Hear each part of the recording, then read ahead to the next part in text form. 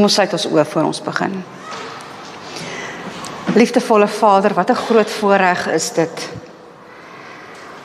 om saam met hierdie pragtige mense ons hoofde voor U te buig en vir U te dank, dat U vir ons deur hierdie naweek geseën het met U heilige teenwoordigheid. Here, U roep vir ons met 'n werk, wat vir ons vreesbevange maak, as ons besef hoeveel nog gedoen moet word, voordat U wederkoms kan plaasvind.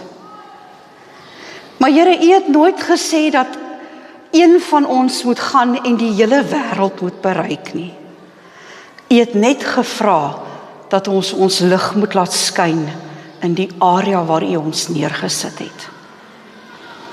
Here, ons bid spesiaal vanaand vir 'n dubbele porsie van die Heilige Gees. Ons bid vir 'n ongekende wysheid wat op doodgewone mense uitgestort sal word, sodat die ongelooflike werk wat U in ons hande gesit het, dat dit, Here, vir ons 'n vreugde sal word, om in diens te staan van die Almagtige. Here, elkeen van ons wat vanaand hier sit, het 'n geliefde, 'n vriend, 'n kind, 'n ouer, 'n broer, 'n suster, wat nog nie hulle harte vir U oorgegee het nie. Elkeen van ons het iemand spesiaal, wat na aan ons harte lê, wat nog nie die vreugde van verlossing gesmaak het nie.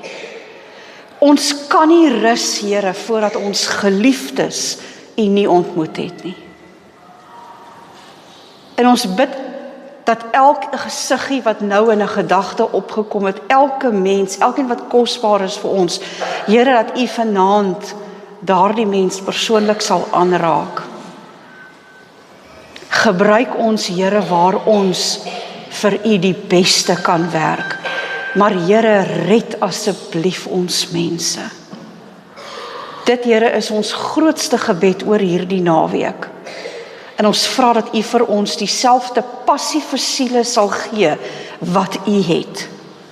Dat ons ook nie een mens wil sien verlore gaan nie. Ons bid dit in U naam. Amen.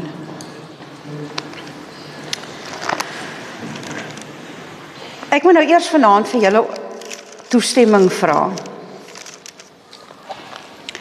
Die boodskap wat ons vanaand gaan bring is nie 'n maklike een nie. En ek gaan vanaand op jou tone trap. Gelukkig klim ek in my kar môreoggend na ry ek huis toe. Maar ons gaan vanaand 'n harde onderwerp bespreek. En ek het jou toestemming nodig om dit te doen. Kan ek dit kry? Is julle okay met dit? Ek het jammer vir die res, maar die meerderheid het so gemaak. Miskien nie op ons tone trap nie, Dan doen ek nie die werk nie. Ek gaan 'n bietjie op die tone trap, maar ek hoop dat in die proses kan ek aan jou hart ook raak. Mag die Here vir my daai genade gee vanaand. Die van julle wat saam met my wil blaai, Handelinge 9, ons gaan net so 'n paar verse lees. Dis die roeping van Saulus voordat hy nog Paulus geword het. Handelinge 9, lees as volg, vanaf vers 1.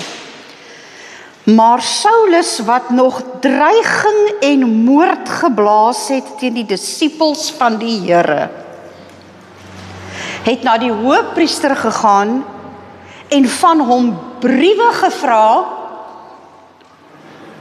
aan die sinagoges in Damaskus, sodat hy mense sou vind wat by die weg was, manne sowel as vroue. Hy wou hulle geboeid na Jerusalem toe bring. En toe hy op sy reis naby Damaskus kom, omstraal hom skielike lig van die hemel af, en hy val op die grond en hoor 'n stem vir hom sê, Saul, Saul, waarom vervolg jy my? En hy sê, wie is u, Here? En die Here antwoord, is Jesus. Die een vir wie jy vervolg. Dit is hard vir jou om teen die prikkels te skop. Net so vir interessantheidsonthaalwe. Die Griekse woord vir prikkels verwys na 'n swerm bye op een slag wat iemand toepak, of na die angel van 'n skorpioen en die pyn wat daardie gif of die steek van die bye veroorsaak. So vir ons om dit te vertaal, as ek nou vir jou sê, ag nou, hoekom skop jy so teen die prikkels? Dan is dit nou amper af, ek het jou nou so 'n bietjie probeer herinner daaraan, maar hoor jy moet nou 'n bietjie aandag gee.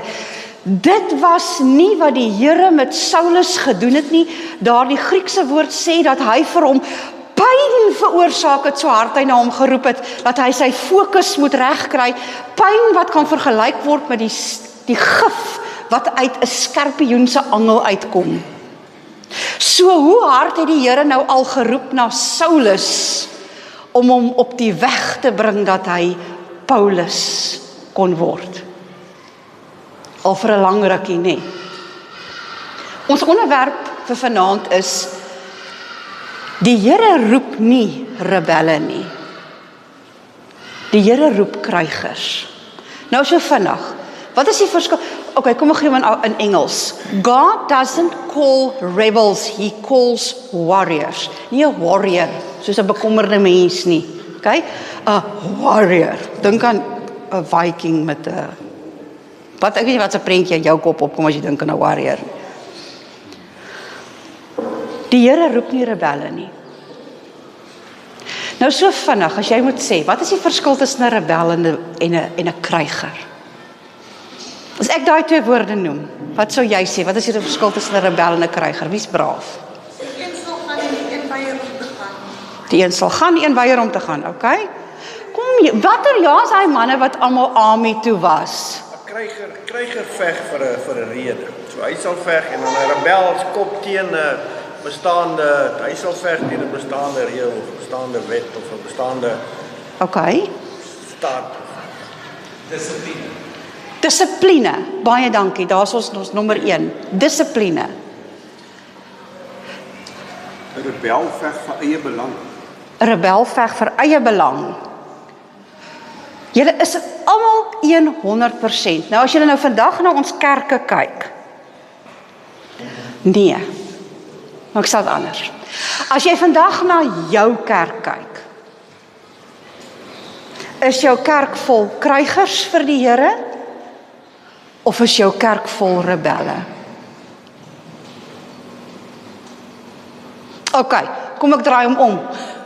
Krygers het 'n groot mate van eenheid, waar rebelle baie keer verdeeldheid het. Dis waarom ons in Suid-Afrika ook die gedagte gehad het van een drag. Maak mag. Jy sê nie gesê die ouens in die army was. Om die Heilige Gees kom. 100%. Wat is die 5 grootste verskille tussen 'n kryger en 'n rebel? 'n Kryger veg vir iets. 'n Saak, 'n plig. Hy veg vir sy mense of hy veg vir beginsels. 'n Rebel veg teen iets. Teen gesag, teen reëls, teen 'n stelsel of teen beheer. 'n Kryger waardeer dissipline, strategie en selfbeheersing. 'n Rebel soek onafhanklikheid. Moenie vir my sê wat om te doen nie. Hulle hou daarvan om ontwrigting te saai en hulle hou nie van eenheid nie. Nie konformiteit is iets waarvan die rebel baie hou. 'n Kryger word gemotiveer deur eer, lojaliteit, beskerming en 'n suiwer missie. 'n Rebel word gemotiveer deur die beloftes van vryheid.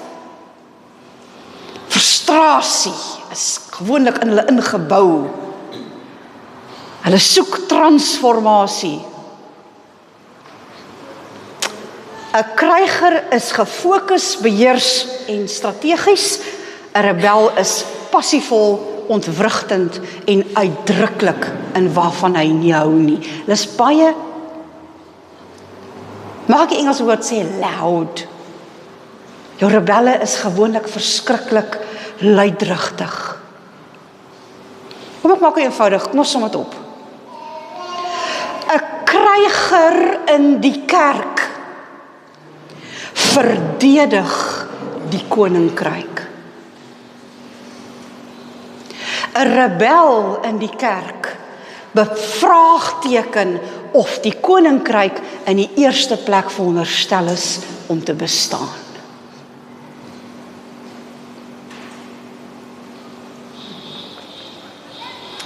City Stad, wie van julle kan onthou wie City Stad? Jy moet nou baie lief wees vir cricket. Om City Stad te onthou. Hy was 'n man wat in die laat 1800s gebore is en tot in met 1930s omtrent geleef het. Hy was 'n Britse cricketspeler. City Stad het op die kruin van sy cricketloopbaan alles gelos, al sy roem, al sy geld en sy hele lewe gegee vir evangelisasie en missie in China. Hy en sy vrou. En hulle is na daardie lande waar Christendom verban was, en daar het hulle gaan werk vir die Here en vir die evangelisasie. Nou, City Stad, hoekom hy in my kop vasgesteek het, is hy het 'n spreekwoord gehad wat vir my verskriklik koslik was. Hy het gesê dat jy kry mense wat tevrede is daarmee om so na as moontlik aan die rustigheid van kerkklokke te bly. Hulle wil kerk toe kom, hulle wil nie gepla wees nie, hulle wil elke Sabbat 'n mooi diens, 'n mooi musiek en rustigheid hê, en verder wil hulle huis toe gaan en net so nou en dan die kerkklokke in die agtergrond hoor. Maar ou City Stad het gesê, nie ek nie. Nie ek nie. Hy sê ek wil nog op my laaste 'n reddingshuis hê, 'n meter van die hel af. Jesus, dis mooi. Ek wil nog tot op my laaste 'n reddingshuis hê, 'n meter van die hel af. Wat hy sê is, ek gee nie om hoe die mense teen die prikkels skop van redding nie, maar hulle sal oor my moet klim voordat hulle vrywilliglik by die hel uitkom. Voordat hulle vrywilliglik verlore gaan, sal ek doen wat ek in my mag het om te doen. Elke laaste asemteug sal ek spandeer om mense se siele te red, want hy het verstaan wat is 'n passie vir die sieleredding. Kan ek vir jou sê, hoekom is ons so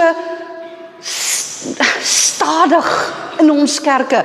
Hoekom laat ons dinge ons aandag aflei? Hoekom het ons nie daai passie vir siele nie? Want jy het nog nie iemand in jou huisgesin en in jou lewe wat jou hart oorbreek, wat nog nie die Here ontmoet het nie. Wag vir daardie dag. Wag vir daardie dag dat jy iemand in jou lewe het wat op hulle doodsbed lê en hulle het nog nie die Here ontmoet nie. En jy jou mors dood skrik wanneer jy besef hierdie mens het nog nie die Here aanvaar nie.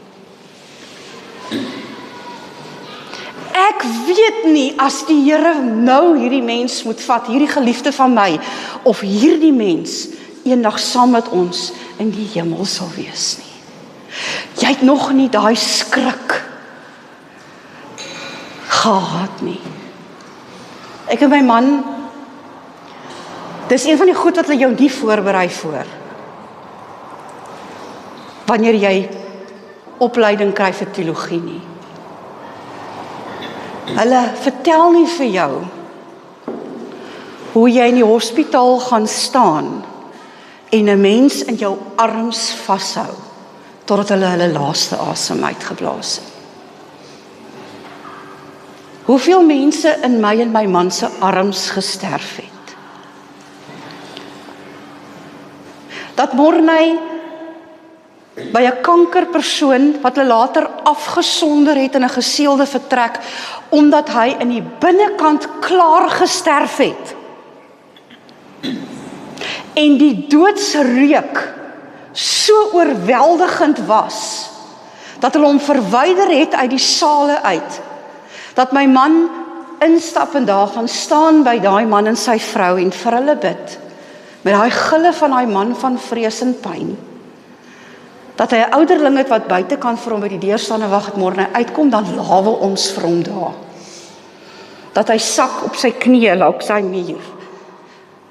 Dat ons vir gesig afvee met natlappies, met water vir hom gee, dat hy kan teruggaan na die mense toe, wat daar op die randjie is van die lewe. En ons weet nie of hierdie mens al die Here aangeneem het. Wat was die verskil tussen Saulus en Paulus?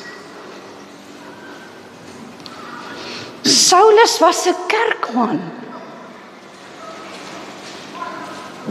Hy was vas oortuig dat die mense wat hy uit hulle huise uitgesleep het, die Bybel sê vir ons, manne, vroue en kinders het hy laat vermoor. Want hy was vas oortuig, hy doen die werk van die kerk. Hy was vas oortuig dat hierdie rebelsheid wat hy het, teen die prikkels wat die Here vir hom gee, om te sê, kom werk vir my, moet hy uitvoer tot by die mag 100. Tot op die punt waar hy mense uit hulle huise uitgesleep het, gesinne verwoes het. Want ek doen dit vir die kerk, want ek is oortuig daarvan ek is reg. Want hy wou die fariseer van fariseërs word. Weet jy nou wat is my die hartseerste gedeelte van hierdie storie van Paulus se roeping? Teen die tyd dat die Here vir hom van sy perd afgooi. Teen die tyd dat hierdie lig op hom skyn, het hy al hoeveel huisgesinne verwoes in die kerk. Omdat hy oortuig is, hy doen dit tot voordeel van die kerk. Teen die tyd dat die Here vir hom van die perd afgooi, weet julle wat is die eerste ding toe die stem uit die hemel uit met hom praat? Weet julle wat is die eerste ding wat Paulus sê? Wie is U, Here? Hallo? Jy maak mense dood in die naam van die Here. En toe die Here uiteindelik met jou praat, toe sê, nou wie is U, Here?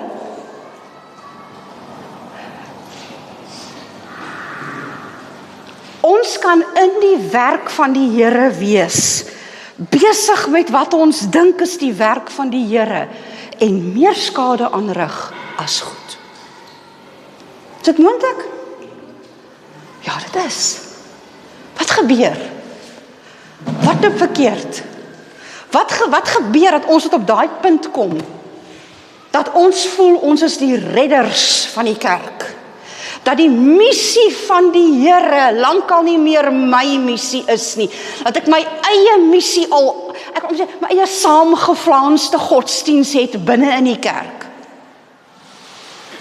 En dat ek so besig is om die kerke uit te sorteer en die konferensies uit te sorteer en almal om my uit te sorteer, laat die werklike missie waarvoor die Sewendag Adventiste Kerk in lewe ingeroep is, lankal nie meer my deel is nie. Ek het een van my diagnoses vir julle saamgebring vandag. Daar's baie redes, maar ek het een, want ek vind dit is 90% van die kere die rede. Ek moet dit verduidelik met 'n storie. Brandfort Laerskool het presies 333 kindertjies ingehad, waarvan ek enetjie was op die ouderdom van 9. Wie van julle weet waar's Brandfort? Brandfort sit mooi tussen Bloemfontein en Winburg. My pa was die Streek of Landros daar, en ek was 'n dogtertjie in Brandfort Laerskool, en die een ding wat ek glad nie kon doen nie, is ek kon nie swem nie. Nooit geleer nie, daai ouderdom nog nie.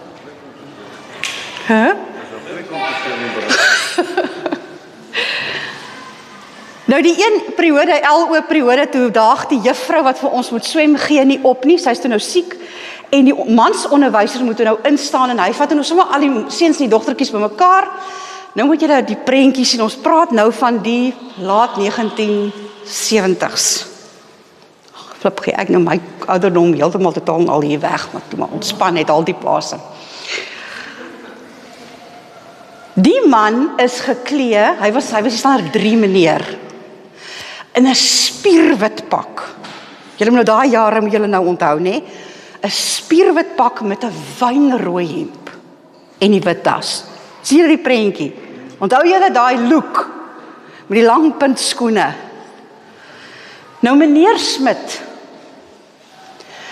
is nou te lui om sy swemklere aan te trek om die klompie kindertjies besig te hou mee.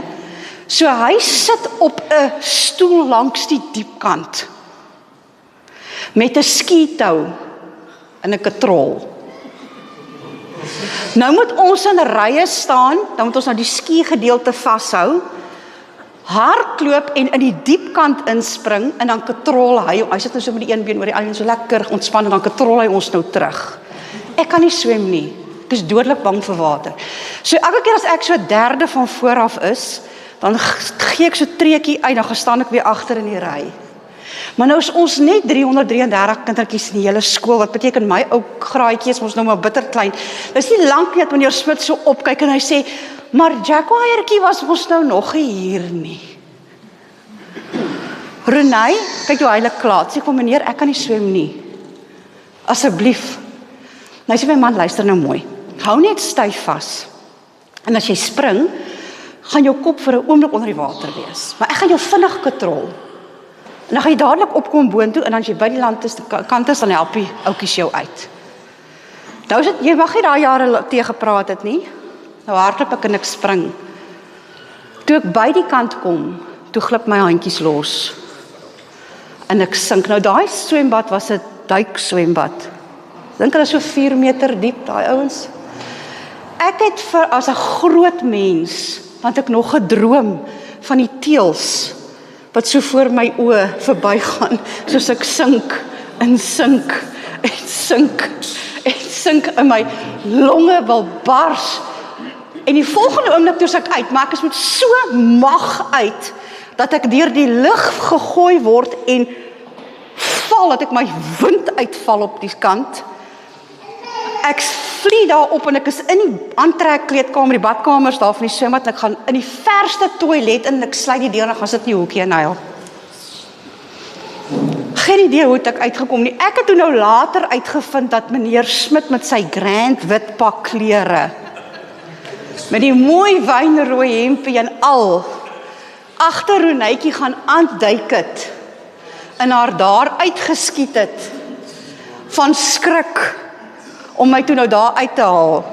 Maar nou sit ek in die badkamer, ek wil nie uitkom nie. Al wat 'n juffrou is dit nou al geklop. Ek sit nou in die hoekie. Nou wil ek gou vir julle sê, die volgende oomblik toe ek daar sit, my kniekoppe teen my skouertjies opgetrek, toe hoor ek my ma se voetstap. As jy tog niks gesê nie. Mens weet mos hoe loop jou ma. Jy kan tot haar stap ken. En ek hoor hoe kom my ma daar aan. Nou is die juffrou en mevrou. Julle moes my ma geken het om haar te waardeer. En al wat sy gedoen het, sy het so met haar vingernaal en maar so getik teen die deur en sy het gesê, Renay, my kind, jy is nie meer in die swembad nie. En jy is nie meer besig om te verdrink nie. Staan op, maak die deur oop, dat ek jou kan help, dat jy droog aantrek, dat jy kan terug gaan klas toe. Ons het anders groot geword.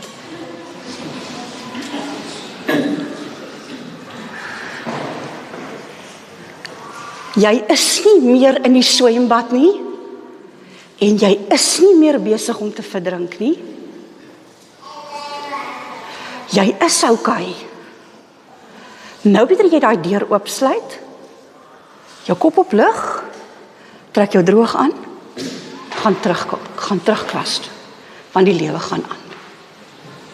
Wat het my ou stupid storieetjie nou vanaand, met evangelisasiewerk uit te waai? Evangelisasiewerk is soos 'n boot, 'n reddingsboot, wat ons inklim en ons vaar in die diepsee in. En die mense in die storm, in die water, is besig om te verdrink. Van hulle het al so diep gesak, dat net 'n handjie bo kan die water uitsteek. En ons as werkers in die boot, is verbete besig om daai handjies te gryp, en hulle op te trek in hierdie boot van verlossing in. Maar dit is nie ons grootste uitdaging nie. Ons grootste uitdaging is wanneer ek so oorleun om nog 'n mens te gryp, dan kom roep iemand in die boot my en sê, maar ons sukkel om die lewensboei uit daai vrou se hande uit te kry. Want sy's in die boot, sy's klaar gered, maar sy sit nog en klou aan die lewensboei, want in die boot tree sy nog op soos 'n drenkeling. Sy sit een kant in die boot, sy's klaar verlos, sy het die verlossingsboodskap gekry, sy het dit klaar aangeneem, maar sy sit binne in daai boot haarself in jammer kry, of hy sit die ander kant homself in jammer kry, sit nog steeds in klou aan die reddingsboei, in plek daarvan dat hulle deel word van die span, wat die mense moet red, wat buite in die golwe besig is om te vergaan. My vriend en my vriendin in Christus, as jy klaar gered is, kan jy nie binne in die kerk sit en nog steeds optree soos 'n drenkeling nie. Jy is nie meer 'n slagoffer nie. Jy is 'n verloste kind wat die Here self kom haal het.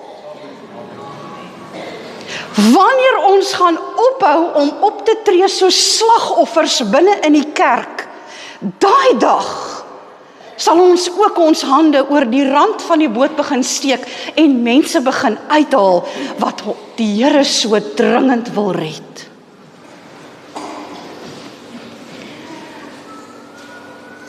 Dit kom op een ding neer. Ek weet, jy is bitter seer gemaak in jou lewe. Ek weet dat teleurstelling is een van die verskriklikste ervarings om te hê. Teleurstelling is soos 'n versamelnaam vir al die emosies, want in teleurstelling lê daar woede, daar lê hartseer, daar lê verwerping. Ons ken teleurstelling, of moet ek vanaand vra, wie van julle was nog nooit in julle lewe teleurgesteld nie? En dis daardie teleurstelling wat vir ons slagoffers hou, want ek en jy klou aan ons lewensboei vas. Dit is my Jesus, en hy het my kom red, en ek deel hom met niemand nie. Dis die verkeerde ding om te doen. Want môreoggend, dan het ons nog steeds hierdie slagoffermentaliteit, en ons herstel nie van die dinge wat ons gebreek het nie.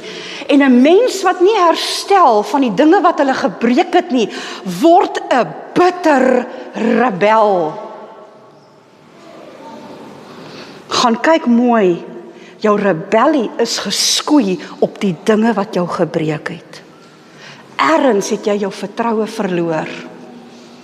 En nou sit jy jou vertroue in alles, behalwe die Here, wat daar is om jou gesond te maak. Hier is 'n fisieke mooi aanhaling van Tamara Coolish uit haar boek uit. Sy skryf, If you never heal from what hurt you, you will bleed on people who didn't cut you. Jy het dit mooi gehoor, moet ek dit weer sê? If you never heal from what broke you, you will bleed on people who didn't cut you. Want wat nou gebeur is jou rebellie loop by jou oor en jy vernietig die mense rondom jou wat niks met jou teleurstelling in die eerste plek te doen gehad het nie. En jy weet nie meer eers hoe om betrokke te raak by die sieleredding nie, want al wat jy aan kan dink is ek is nog stikkend. Hoe moet ek gaan en 'n ander mens gaan red?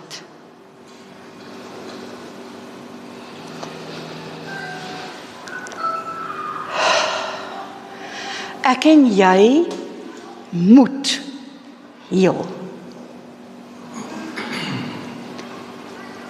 Is ons geregverdig in dit wat ons gebreek het, wat ons seer gemaak het, wat vir ons teleurgestel het, wat ons verwoes het, wat ons harte gebreek het, wat ons vertroue gebreek het, is ons geregverdig in ons woede vir dit alles? Ja, ons is. Maar weet jy wat, die Here is baie erger mee dinge mee gedoen, en hy het nooit 'n rebel geword nie. Hy het op 'n punt gekom waar hy gesê het, ek is vir hierdie mense wat ek gister genees het, vandag skree hulle, kruisig hom, net so lief, soos vir Renay, wat ook vir my basies verwerp het in haar lewe, en ek sal vir haar ook sterf. Want ek kan myself nie 'n ewigheid indink sonder een van my kinders nie. Dis die Here se houding. En skus, ek vra, dis ons onderstel om die karakter van die Here te hê, of die karakter van die oorspronklike rebel? Was dit nie rebellie wat veroorsaak het dat Satan sy engele uitgegooi is uit die hemel uit nie?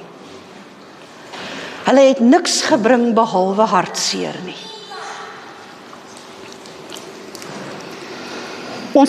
Ons word in essens nutteloos vir die werk van die Here, as ons nie heel van dit wat ons gebreek het nie. Jy het nodig om te heel, sodat jy kan ophou om alles wat jy ervaar deur jou wonde te filter. Het jy agtergekom dat mense wat kwaad is oor alles, filter alles wat hulle hoor deur hulle wonde, alles is verkeerd, alles is negatief, daar's net niks positief van hulle nie. As jy nie heel nie, gaan jy daai selfe pad loop. Ellen White skryf in Education, bladsy 113. Only the love that flows from the heart of Christ can heal. Only he in whom that love flows, even as the sap in the tree or the blood in the body, can restore the wounded soul. Matt Baker, hy was ook 'n baie bekende man, het van sy vrou geskryf. Sy het so baie goed na haar lewe deurgegaan. Te lank om vir julle alles te beskryf, maar hy het 'n gedig geskryf oor haar, en onder andere skryf hy hierdie woorde. Hy sê, to me she never seemed shattered. To me she was a breathtaking mosaic of the battles that she'd won. Kan die Here dit van jou en my sê? Wanneer jy môre teruggaan, dan gaan jy terug na die normale huis, die normale lewe, die normale uitdagings. Ek vra vanaand een ding. Gaan voor die Here en sê hy moet jou heel maak van dit wat jou gebreek het. Sodat jy die een kan wees wat jou hand oor daai boot se rand steek en begin drenkelinge uit hierdie sonde waters en hierdie sonde aarde uittrek, en jy nie meer die een is wat binne in die kerk sit met 'n slagoffermentaliteit nie.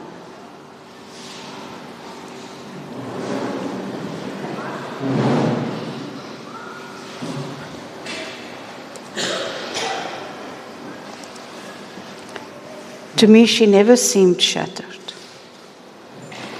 She was a breathtaking mosaic of the battles she'd won. Dit is die definisie van 'n kryger. Gaan ek en jy nog seer kry voor die Here gekom het? Ongelukkig ja. Ons gaan. Kan ons dit oorwin in die naam van ons Here? Ja.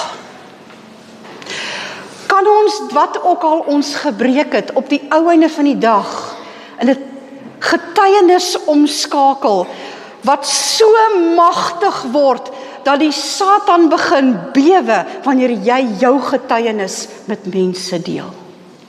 Het jy al ooit daaraan gedink dat jou getuienis een van die sterkste wapens wat jy het teen die aanslag van die duiwel? Want wat God in jou lewe gedoen het, wag hy om te doen in die lewe van die een vir wie jy gaan getuig. Gebruik jou wapen, gaan in hierdie wêreld in en red siele vir God se ewige koninkryk. Ek het in my familie 'n broer nie regtig kerk toe gaan nie. Hy maak so grappie met Morney, dan sê hy, as hy Morney vir hom sê, jy moet in die kerk kom my broer. Dan sê my boetie, preek julle klomp nog steeds dat die Here nie saamstem met sonde nie. So vir 'n plaatjie. Dan sê Morney weer, ja, dit is nog 'n essens van ons preke. Dan sê Victor, ag weet jy wat, as jy nou iets anders skryf wat meer interessant is, laat weet my, dan sal ek dit oorweeg om terug te gaan kerk. Maar sover ek weet, stem die Here nog steeds nie saam met sonde nie, so wat's nie. Ek het 'n boetie. Ek het familie wyd en suid wat nog nie hulle lewens aan die Here oorgegee het nie. En vir hulle part wil ek vir julle vra, asseblief wees lief genoeg vir my boetie om jou hand oor die kant van die boot te steek en om te gaan haal uit die sonde van hierdie wêreld uit. Dan kan ek dit vir jou boetie doen. Ons het mekaar nodig in 'n georganiseerde mag, 'n krygerspan vir die Here. Dan is ons reg om die Here te ontmoet en daardie woorde te hoor, wel gedaan. Oor min het ek jou aangestel. Oor baie was jy getrou. Ek hoop hierdie naweek was vir julle 'n riem onder die hart. Ek hoor hierdie naweek se boodskappe was vir jou op so 'n punt dat jy besef het dat ons nie op 'n sekere ouderdom kom en dan het ons 'n evangelisasie vervaldatum nie. Ek het nie 'n sell-by date nie.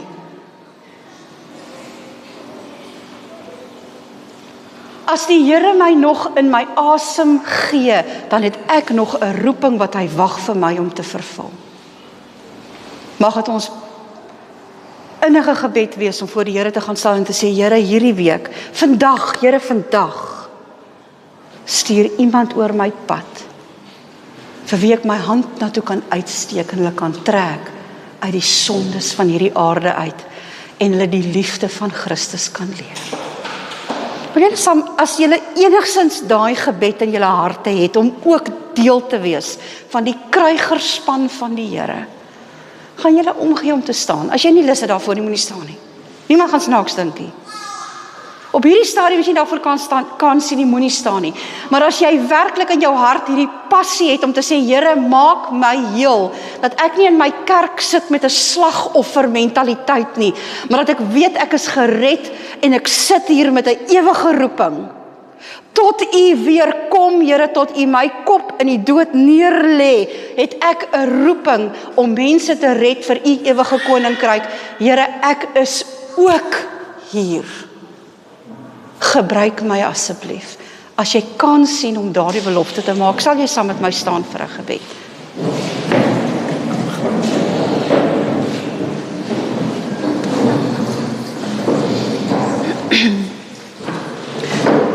Liefdevolle Here, wat 'n voorreg is dit om U te aanbid as die soewereine God. Here, ons lê ons lewens in totaliteit aan U voete neer en ons smeek, Here, vir vergifnis van ons sondes. En ons bid, Here, was ons rein en skoon in U bloed en bring ons tot op 'n punt, Here, waar ons waardig kan wees om hierdie petisie na U troon toe te bring en te sê, Here, hier is ek ook. Herskep ons. Vat asseblief die rebel uit my weg en vul my met daardie dissipline van 'n kryger. Met die verantwoordelikheid om te besef dat ons is in 'n oorlogsone betrokke en dit is 'n oorlog tot die dood toe. En die dood is diegene vir wie ons lief is. Here, ek kan nie myself indink om 'n ewigheid in te gaan sonder diegene vir wie ek so lief het. En Here, ek vra vanaand, gebruik vir my, gebruik elke siel wat hier hulle hande opgesteek het, wat staan voor U en sê, Here, gebruik my ook. Here, stuur ons uit en gee vir ons daagliks een mens, Here, vir wie ons die verlossingsboodskap van Jesus Christus 'n waarheid kan maak deur ons getuienis aan hulle te bring. Maar Here, maak ons heel. Vee daardie slagoffersmentaliteit uit ons uit.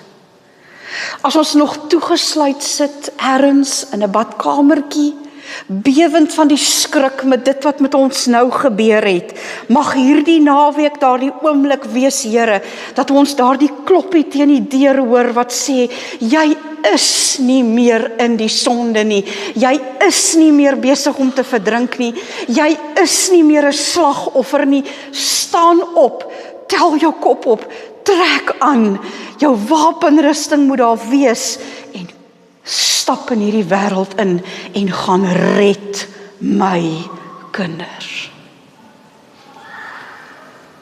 Gebruik ons ook. Ons vra dit in die naam van Jesus Christus, omdat U ons toestemming gegee het om dit te doen, en omdat Hy ons eerste lief gehad het. Amen.